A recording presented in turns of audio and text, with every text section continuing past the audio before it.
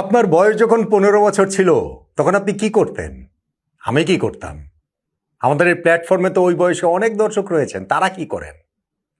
ভাই, সেই বয়সটা হাসি আনন্দে খেলে বেড়ানোর, স্কুলে, পাড়ায়, মহল্লায়। অথচ ওই বয়সে বৈভব সূর্যবংশী কিংবা বৈভব সূর্যবংশী আইপিএলে 50 করে ফেলেন মাত্র 15 বলে। আইপিএল ইতিহাসে তৃতীয় দ্রুততম 50 করে ফেলেন। বিস্ময়কর, মহাবিস্ময়কর। অবশ্য আপনি যদি সূর্যবংশীর ইতিহাসটা জানেন তাহলে আবার অত বিস্মিত হবেন না, বরং ওই প্রশ্নের সামনে আবার দাঁড়িয়ে যাবেন 14 বছর বয়সে আমরা কি করতাম।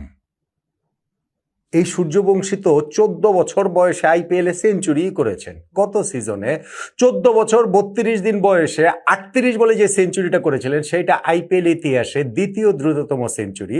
নতুন সিজনের প্রথম ম্যাচটাতে 15 বছর 3 দিন বয়সে 15 বলে যে 50 করলেন, যেটা আইপিএল এর তৃতীয় দ্রুততম 50, তাতে তাই আর অবাক হওয়ার কি আছে। বরং ওই প্রশ্নটাই তিনি আরও একবার উস্কে দিলেন যে ভারতীয় ক্রিকেট ইতিহাসে সচিন টেন্ডুলকারের পর সবচেয়ে প্রতিভাবান বালক ব্যাটসম্যান কি এই বৈভব সূর্যবংশী কিনা। গত মৌসুমের মতো এই মৌসুমের শুরুটাও সূর্যবংশীর জন্য হলো বিস্ফোরক, রাজস্থান রয়্যালসের জন্য বিধ্বংসী। কেননা 47 বল হাতে রেখে 8 উইকেটের একটা জয় তারা পেয়েছে চেন্নাই সুপার কিংসের বিপক্ষে। সেই ম্যাচের টার্নিং পয়েন্টের আলোচনা হয়তো করছে এবং তাতে সূর্যবংশীর ইনিংসটা আসতেই হবে। আরও কিছু আলোচনার বিষয় কিন্তু রয়ে গেছে। রাজস্থান রয়্যালসের টার্গেট ছিল 128 রান, সেই টার্গেট তারা অ্যাচিভ করবে বোঝাই যাচ্ছিল।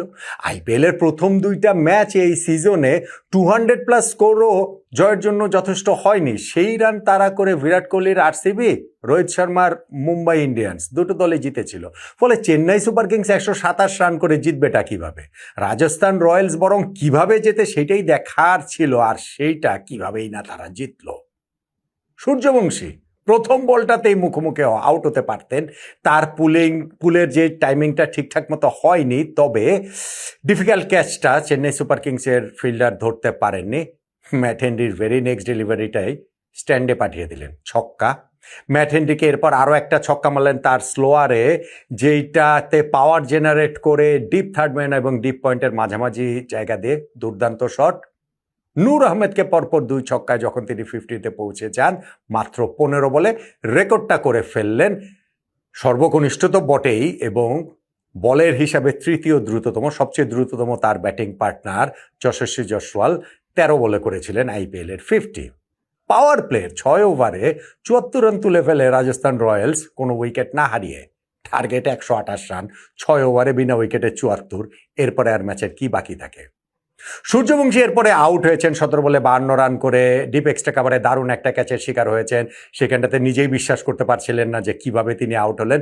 এরপরে ধ্রুব জুরেলও তিনি 18 রান করে আউট হয়েছেন। তবে জয়সওয়াল তিনি 38 রানে নট আউট ছিলেন, 14 রানে নট আউট ছিলেন। রিয়ান পরাগ রাজস্থান রয়্যালসের ক্যাপ্টেন, তারা 12.1 ওভারেই জয়ের লক্ষ্যে পৌঁছে যায়। 47 বল হাতে রেখে যে জয়ের লক্ষ্যটা তারা অ্যাচিভ করে ফেলে, এই এত বল হাতে রেখে আইপিএলের ইতিহাসে রাজস্থান কখনো কোনো ম্যাচ জেতেনি, সেটাও একটা রেকর্ড হয়ে গিয়েছে। ফলে এই ইনিংসটাতে সূর্যবংশীর ইনিংস বলেন কিংবা তার প্রথম বলে লাইফ পাওয়াটাকে বলেন, সেইটাকে আপনি টার্নিং পয়েন্টের একটা দাবিদার তো বলতেই পারেন। আলোচনার আরো খুব বড় 2টা জায়গা রয়েছে। দুইজনের জন্য খুবই আবেগপূর্ণ ম্যাচ ছিল। প্রথমত সঞ্জু স্যামসন, যিনি এই রাজস্থান রয়্যালসের হয়ে খেলেই নিজের নামটা করেছেন। ভারত জাতীয় দলে খেলেছেন, রাজস্থান রয়্যালসের সঙ্গে তার নামটা একেবারে সমার্থক। এই সিজনটাতে তাকে রাজস্থান ছেড়ে দিয়েছে, চেন্নাই সুপার কিংসে এসেছেন এবং প্রথম ম্যাচে পুরনো দল রাজস্থান রয়্যালসের তিনি মুখোমুখি হয়েছেন। যদিও খুব একটা সুবিধা করতে পারেননি, মাত্র 6 রান করেই তিনি আউট হয়ে গিয়েছেন ওইখানে নান্ডে বার্গারের বলে। এবং আরও একজন রবীন্দ্র জাদেজা, ঠিক উল্টোটা সঞ্জু স্যামসনের। কেননা তিনি চেন্নাই সুপার কিংসের প্রতীক হয়ে উঠেছিলেন, এত বছর ধরে খেলেছেন, সেই তিনি এই সিজনটাতে রাজস্থান রয়্যালসে এসেছেন এবং সেই আশাটাও আবার এক অর্থে সিগনিফিকেন্ট। কেননা 2008 ও 2009 সালের প্রথম 2 আইপিএল সিজনে রাজস্থান রয়্যালসের হয়ে খেলেছিলেন জাদেজা। এরপরে 16 বছর 10 মাস 10 দিন পরে আবার রাজস্থান রয়্যালসের জার্সি গায়ে তিনি মাঠে নামলেন। সো এটা তার জন্য নিঃসন্দেহে খুবই ইমোশনাল। যখন সর্বশেষ রাজস্থান রয়্যালসের হয়ে খেলেছিলেন রবীন্দ্র জাদেজা 2009 সালের 20শে মে, তখন তার টিমমেট বৈভব সূর্যবংশী তার জন্মই হয় নাই। তার বয়স 15 বছর 3 দিন, আর 16 বছর 10 মাস 10 দিন আগে খেলেছেন রাজস্থান রয়্যালসের লাস্ট এই রবীন্দ্র জাদেজা। জন্মটা হবেটা কিভাবে ওই সূর্যবংশীর, খুবই ইন্টারেস্টিং বিষয়। এই রবীন্দ্র জাদেজা তার পুরনো দলের মুখোমুখি চেন্নাই সুপার কিংসের প্রথম ম্যাচটাতেই হয়ে গিয়েছেন তার পুরনো দলের হয়ে অনেক বছর পর ফেরা এই রাজস্থান রয়্যালসের, এবং প্রথম ওভারটাতেই তিনি দুইটা উইকেট তুলে নিলেন। সরফরাজ খানকে এলবিডব্লিউ করলেন, যাকে ইম্প্যাক্ট সাব হিসাবে নামাতে এক অর্থে রাজস্থান চেন্নাই সুপার কিংস বাধ্য হয়েছে তাদের ওই ব্যাটিং ধস ঠেকানোর জন্য। 17 রান তিনি করেছিলেন, তাকে এলবিডব্লিউ করেন, এবং শিবম দুবে প্রথম বলে ছক্কা মারলেও ওই ওভারটাতেই লং অফে ক্যাচ দিয়েছেন এই রবীন্দ্র জাদেজার বলে। ফলে ওইটা জাদেজার জন্য আসলে খুবই ইমোশনাল নিঃসন্দেহে, কিন্তু কাছে তো তার আগেই হয়ে গেছে। জাদেজা বোলিং এসেছেন 8 ওভারে, কিন্তু পাওয়ার প্লে 6 ওভারের মধ্যেই তো 41 রানে 4 উইকেট চলে গিয়েছিল চেন্নাই সুপার কিংসের, এবং সেইখানটাতে সঞ্জু স্যামসনকে নন্দেবার্গার আউট করেছেন, আয়ুষ মাত্রকে এরপরে তিনি আউট করেছেন, আর এইখানটাতে বাকি যেই দুইটা উইকেট, আয়ুষ মাত্রের উইকেটটা ওইটা অবশ্য আম্পায়ার আউট দেননি, রিভিউ নিয়ে তারা উইকেটটা পেয়েছে, সো সেইটা একটা গুরুত্বপূর্ণ বিষয়।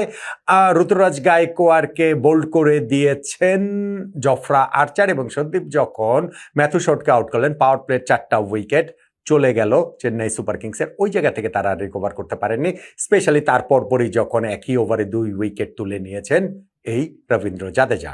তারপরও 82 রানে তাদের 8 উইকেট গিয়েছিল, এইখান থেকে 127 পর্যন্ত যেতে পেরেছে জেমি ওভারটনের 36 বলে 43 রানের ইনিংসটার সৌজন্যে, কিন্তু সেইটা যে গুড এনাফ হবে না তা তো বোঝাই যাচ্ছিল। তাহলে এই যে ম্যাচটা হলো, সেই ম্যাচটাতে আলোচনার জায়গা থেকে অবশ্যই এই বৈভব সূর্যবংশীর ইনিংসটার কথা বলতে হবে সঞ্জু স্যামসনের তার এই পুরনো দলের মুখোমুখি হয়ে ব্যর্থতা, এবং রবীন্দ্র জাদেজার পুরনো দলের মুখোমুখি হয়ে তার এই সাফল্য। 6158 দিন পর আবারও ওই পুরনো দলের জার্সি তিনি গায়ে চাপিয়েছেন রাজস্থান রয়্যালসের, যেই গ্যাপটাও আসলে একটা রেকর্ড। এর মধ্যে আসলে টার্নিং পয়েন্ট কোনটা? সূর্যবংশীর ওই ক্যাচ ড্রপটা? আমার কাছে সেটা মনে হয় না। আমি যদি টার্নিং পয়েন্ট বলি তাহলে ম্যাচের শুরুর পাওয়ার প্লেতে আসলে চেন্নাই সুপার কিংস হেরে গিয়েছে, যখন তারা 41 রানে 4 উইকেট হারিয়েছে। এই ম্যাচে যে তারা ওই যে বিভিন্ন টি-20 ম্যাচের আলোচনা আমরা বলি না 20-25 রান কম করেছে, এই ম্যাচে চেন্নাই সুপার কিংস 20-25 রান আসলে কম করে নাই, তারা আসলে 70-80 রান কম করেছে। ফলে ওই কম করার পথে পাওয়ার প্লের 4টা উইকেট হারানোটা খুবই গুরুত্বপূর্ণ ছিল। সেইটাই তাই আমার কাছে বাকি সব কিছু ছাপিয়ে, ইভেন বৈভব সূর্যবংশীর ক্যাচ ড্রপটা ছাপিয়ে টার্নিং পয়েন্ট। আপনি কি আমার সঙ্গে একমত? এবং আপনি কি আমার সঙ্গে এই বিষয়েও একমত যে সচিন টেন্ডুলকারের পর সবচেয়ে প্রতিভাবান পালক ব্যাটসম্যান ভারতীয় ক্রিকেট ইতিহাসে এই বৈভব সূর্যবংশী, যিনি 14 বছর বয়সে আইপিএলে সেঞ্চুরি করেন, যিনি 15 বছর বয়সে আইপিএলে 15 বলে 50 করেন? জানাতে পারেন আপনার মতামতটা।